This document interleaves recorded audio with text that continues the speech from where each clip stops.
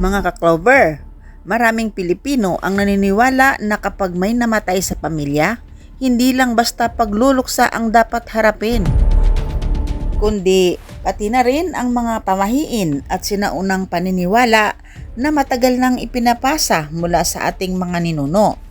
Ang ilan dito ay para raw protektahan ang pamilya laban sa malas, sakit at maging sa mga ligaw na espiritu.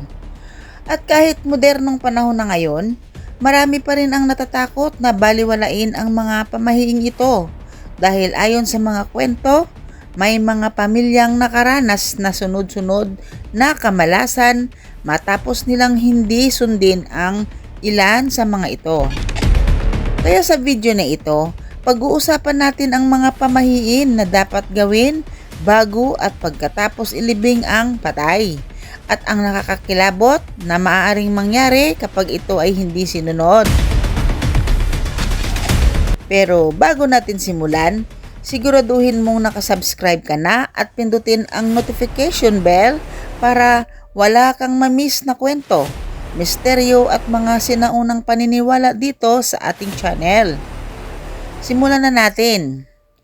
Una sa lahat, isa sa pinakasikat na pamahiin ay ang pagbabawal na mag-uwi ng pagkain galing sa burol. Maging kami po sa pamilya namin, pag may namatay, hindi po namin yan ginagawa dahil naniniwala po kami doon.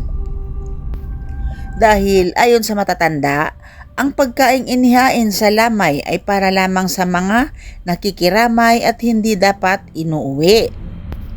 Dahil kapag nag-uwi ka raw ng pagkain mula sa burol, para mo ring inuuwi ang malas at kalungkutan sa inyong bahay.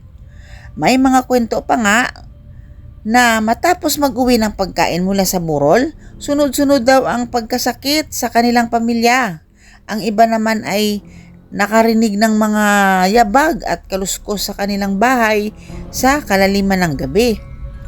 Kaya hanggang ngayon, marami pa rin ang umiiwas na magbalot ng pagkain kapag sila ay galing sa lamay. Pangalawa, bawal maligo sa bahay ng may burol kung hindi ka naman talagang nakatira sa bahay na iyan. Halimbawa, ikaw ay isa sa kamag-anak o kapamilya na pumunta ng burol, ay huwag kang maliligo sa bahay na may burol. Dapat maligo ka muna sa bahay nyo bago pumunta sa burol. Maliban na lang kung kayo ay malayo talaga sa burol at kung kinakailangan nyo maligo talaga sa burol, may dapat ka munang gawin pangontra sa malas. Ayon sa mga lumang pamahiin sa Pilipinas, may ilang ritual na ginagawa ng mga tao kapag naligo o naglinis ng sarili sa bahay na may burol para raw hindi sumama ang malas o negatibong enerhiya. Tandaan na mga paniniwala lamang ito at walang siyentipikong basihan, pero marami pa rin ang sumusunod bilang paggalang sa tradisyon. Narito ang ilan sa mga pinakakilalang ginagawa. Magbuhos ng tubig na may asin pagkatapos maligo. Pinaniniwalaang ang asin ay panlinis ng malas at negatibong enerhiya. Ang iba ay naghahalo ng kaunting asin sa tabo ng tubig at ibinubuhos mula ulo pababa bago matapos maligo. Huwag mag-uwi ng damit na ginamit sa burol nang hindi nilalaban agad. May paniniwala na ang damit na ginamit sa lamay ay maaaring may dalang lungkot o malas, kaya agad itong nilalabhan pag-uwi. Magpagpag muna bago umuwi. Kahit nakaligo ka na sa bahay na may burol, marami pa rin ang dumadaan muna sa tindahan o ibang lugar bago umuwi upang hindi raw sumunod ang espiritu. Dahil maging kami man po, ganun po ang ginagawa namin. Pag meron pong namatay sa pamilya namin, pag kami po ay pumunta sa burol, pag uwi po namin ay dumadaan po talaga kami or bumababa sa sasakyan. Dumadaan kami sa tindahan o kaya kahit saang lugar, sa gasolinahan, basta bumaba ka lang at maglakad ka lang ng kaunti.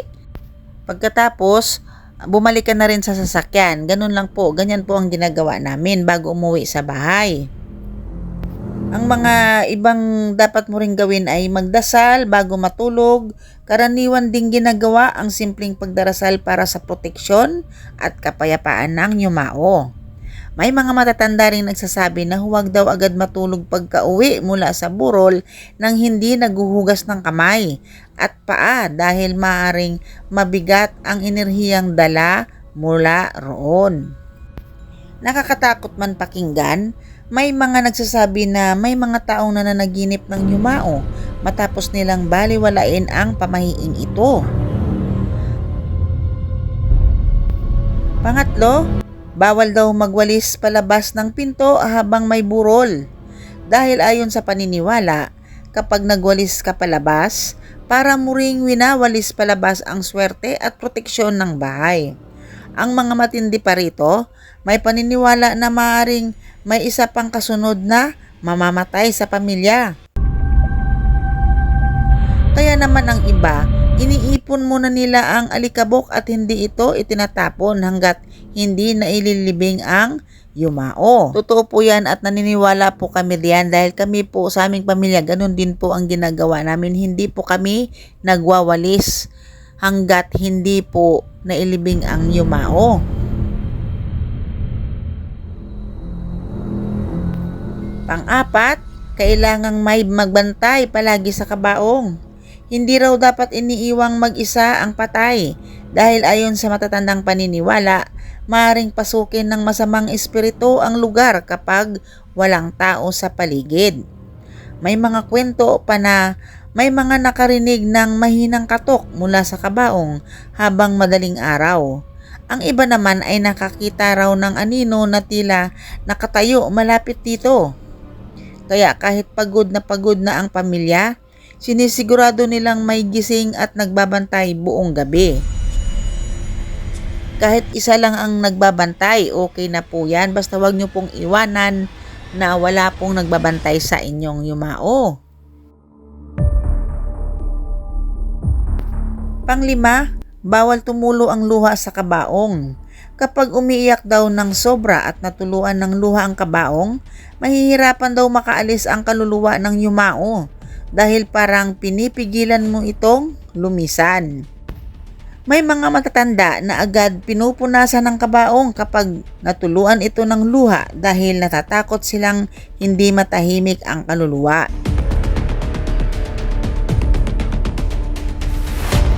Pang-anim, bago ilabas ang kabaong sa bahay, kailangan iharap muna ito sa ibang direksyon. Ito raw ay para malito ang kaluluwa at hindi na bumalik pa sa bahay. Dahil kapag dire-diretso raw itong inilabas, maaaring bumalik ang espiritu at manatili sa tahanan. May mga pamilya raw na nakaranas makarinig ng pagbukas ng pinto o yabag sa gabi matapos hindi sundin ang pamahiing ito. Pang-pito, huwag na huwag hahatid diretso pa uwi pagkatapos ng libing. Ito ang tinatawag na pagpag. Kailangan mo munang dumaan sa ibang lugar bago umuwi. Maaaring sa tindahan, restaurant o kahit saan basta huwag diretso sa bahay. Dahil ayon sa paniniwala, may mga espiritong maaaring sumunod sa iyo mula sementeryo. At kapag dumiretso ka sa bahay, maaari raw nilang malaman kung saan ka nakatira. Hanggang ngayon, marami pa rin ang gumagawa nito dahil natatakot silang may sumamang hindi nakikita. Pangwalo, kailangang maghugas ng kamay pagkatapos ng libing. Karaniwan itong ginagawa gamit ang tubig na may dahon ng bayabas o asin. Pinaniniwalaang nililinis nito ang negatibong enerhiya at malas na maaaring nakuha mo sa sementeryo. Kapag hindi raw ito ginawa, maaaring makaramdam ng bigat sa katawan, bangungot o malas sa loob ng ilang araw. Pangsyam, bawal lumingon habang paalis ng sementeryo. Kapag lumingon ka raw, para mo ring tinatawag ang yumao na sumunod sa iyo. Kaya marami ang dire-diretsong naglalakad palabas ng hindi tumitingin sa likuran. May mga kwento na matapos lumingon ang isang tao, nakaramdam siya ng malamig na hangin at tila may sumusunod sa kanyang anino hanggang sa pag-uwi. Pangsampo, dapat sindihan ang kandila sa loob ng 9 na araw. Ito raw ay gabay sa kaluluwa upang matagpuan nito ang tamang daan patungo sa kapayapaan. Ang hindi pagsindi ng kandila ay pinaniniwalaang maaaring magdulot ng pagkaligaw ng espiritu. May mga pamilya na nakarinig ng mahihinang katok at bulong sa gabi matapos nilang hindi gawin ito. At ngayon mga ka-Clover, magbabahagi naman ako ng isang nakakatakot na kwento tungkol sa pamilyang hindi sumunod sa ilan sa mga pamahiing ito. May isang pamilya sa probinsya na nawalan ng kanilang lolo. Dahil hindi sila naniniwala sa mga pamahiin, marami silang binaliwala. Hindi sila nagpagpag matapos ang libing. Dumiretso agad sila sa bahay dahil pagod na raw sila. Pagdating ng gabi, nagsimulang tumahol ng malakas ang kanilang aso habang nakatingin sa madilim na bahagi ng sala. Maya-maya, narinig nila ang tunog ng tumutulong tungkod. Eksaktong tunog ng tungkod na ginagamit ng kanilang lolo noong ito'y nabubuhay pa. Noong una, inisip nilang guni-guni lamang iyon. Ngunit kinabukasan, ang bunsong apo ay biglang nilagnat at paulit-ulit na nagsasabing nakita raw niya ang kanyang lolo na nakatayo sa pintuan ng kanyang kwarto. Mas lalo silang kinilabutan nang mapansin nilang kusang bumubukas ang ilaw tuwing 12:00 ng gabi. Dahil sa takot, nagpatawag sila ng matandang albularyo sa kanilang lugar. At ayon dito, maaaring may sumamang espiritu mula sa sementeryo dahil hindi sila nagpagpag. Pinaglinis ang buong bahay gamit ang asin at dasal, at matapos nilang sundin ang mga ipinagawa, saka lamang daw unti-unting naging tahimik muli ang kanilang tahanan. Kung totoo man o hindi ang mga pamahiing ito, isang bagay ang sigurado. Malalim na bahagi na ito ng kulturang Pilipino. Para sa iba, ito ay simpleng tradisyon lamang. Ngunit para sa marami, ito ay paraan ng paggalang sa yumao at pag-ingat na rin sa mga naiwang mahal sa buhay. May mga nagsasabi pa nga na kapag ang isa sa kapamilya ay nakaramdam ng mga nakakakilabot na paramdam ng mga hindi nakikita, ay pinaniniwalaan nilang nagparamdam sa kanila ang yumao. Ngunit ang hindi nila alam, ito ay sanhi ng mga hindi pagsunod sa mga pamahiin na dapat nating paniwalaan. Kaya may mga nararamdaman silang nakakakilabot at hindi nakikita. At bago tayo magtapos mga ka-Clover, tandaan natin na ang mga pamahiing ito ay hindi basta katang-isip lamang para takutin ang mga tao. Maaring para sa iba ay simpleng paniniwala lang ito ng matatanda, ngunit sa likod ng bawat kwento at babala ay may aral na matagal nang iniingatan ng ating mga ninuno. Dahil maraming tao na ang nagsabing binaliwala nila ang mga pamahiing ito, ngunit matapos noon ay nakaranas sila ng kakaibang pangyayari. May ilan na sunod-sunod ang malas, may nagkasakit, at ang iba naman ay nakarinig ng mga kaluskos, yabag at tila presensya ng hindi nakikitang nilalang sa kanilang tahanan matapos ang burol at libing. Nakakatakot mang isipin, paano kung may katotohanan pala ang ilan sa mga ito? Dahil minsan hindi lahat ng bagay ay kayang ipaliwanag ng siyensya o ng ordinaryong pag-iisip. May mga bagay na nananatiling misteryo at habang tumatagal, mas lalo lamang itong pinapatunayan ng mga kwentong ipinapasa mula sa bawat henerasyon. Kaya kung wala namang mawawala sa pagsunod, bakit hindi natin igalang ang mga pamahiing ito? Hindi man dahil sa takot, kundi bilang respeto sa yumao, sa tradisyon at sa mga bagay na maaring hindi natin nakikita, ngunit maaring totoong umiiral, dahil sabi nga nila, mas mabuti nang maging maingat kaysa magsisi sa huli. At tandaan, ang mga espiritu ay maaaring tahimik lamang, pero hindi ibig sabihin ay wala silang presensya. Maraming salamat sa pakikinig mga ka-Clover.